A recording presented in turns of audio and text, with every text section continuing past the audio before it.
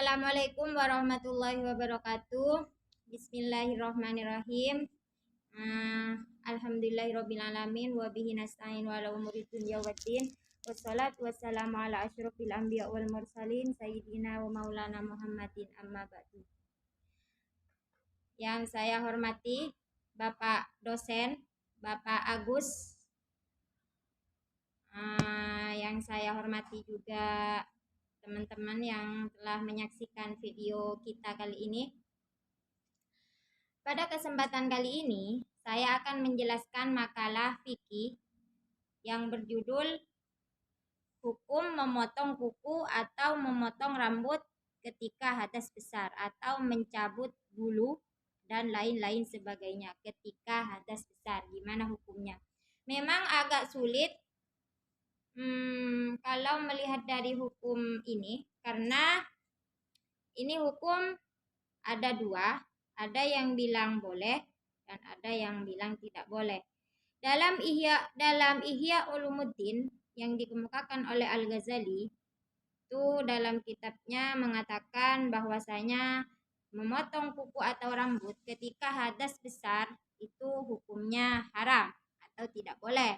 Karena menurut Al-Ghazali itu atau Imam Syafi'i itu kalau nanti ketika mereka mati, kuku atau rambut atau bulu yang dipotong, yang dicabut ketika hadas besar itu akan dikembalikan dalam keadaan najis. Itu dalam kitabnya di Ihya Ulumuddin. Tapi ada ulama lain berpendapat dalam kitabnya juga tuh kitab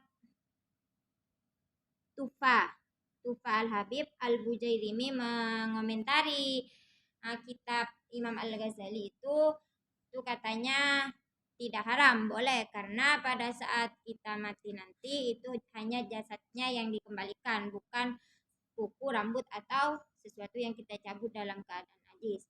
Nah, mazhab Imam Syafi'i ini berlandasan dalam keberhati-hatian, lebih ke hati-hati. Jadi terserah kalian mau ikut yang mana, mau ikut yang mazhab Syafi'i atau yang imam-imam lain. Ada juga imam yang berpendapat misalnya itu yang membolehkan itu, misalnya contoh kalau kita punya suami itu rambut kita udah bau, udah kotor, jadi suami kita memerintahkan untuk mencuci atau memotong rambut kita biar agak fresh, agak wangi itu. Nah, itu boleh katanya dipotong rambutnya karena suami yang memerintahkan, itu boleh. Itu ya. Kalau Imam Syafi'i itu mengharamkan karena Imam Syafi'i itu lebih berhati-hati.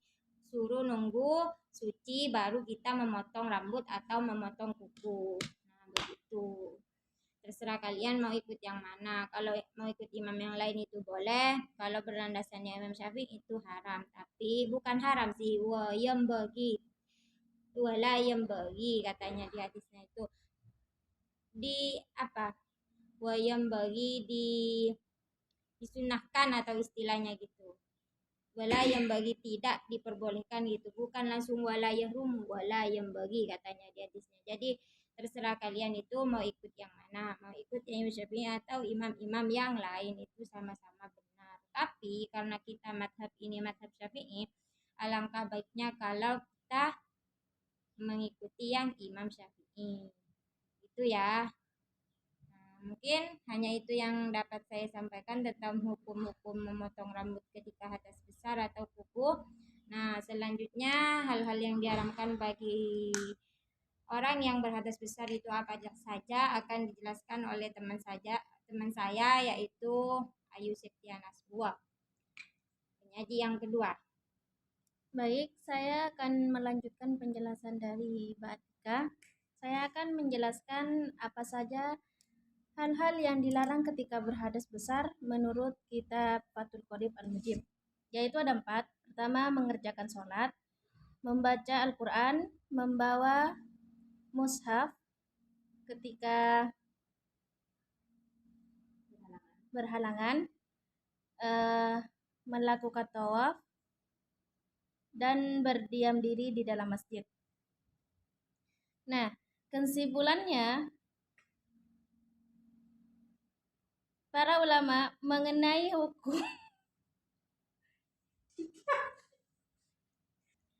kesimpulan dari pembahasan tadi ialah para ulama mengenai hukum memotong kuku dan rambut bagi wanita atau pria yang lagi keadaan junub. Imam Al-Ghazali melarangnya. Namun, mayoritas ulama tidak sependapat sebab yang dilarang bagi wanita haid hanya 8 hal saja, yaitu sholat, puasa, tawaf, berdiam diri di dalam masjid, melafadzkan Al-Quran, menyentuh dan membawa mushaf, berjima, dan juga haram diceraikan oleh suaminya. Mungkin hanya itu yang dapat kami sampaikan. Terima kasih kepada Bapak Agus yang telah memberikan tugas kepada kita semua.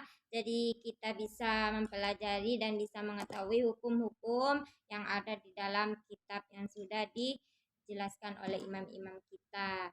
Terima kasih kepada teman-teman yang sudah menyaksikan video kita. Kalau ada kesalahan itu murni dari kita Sendiri. berdua. Terima kasih. Kita tutup dengan pembacaan hamdalah. Alhamdulillahirobbilalamin. Assalamualaikum warahmatullahi wabarakatuh. Salam dari Binjai.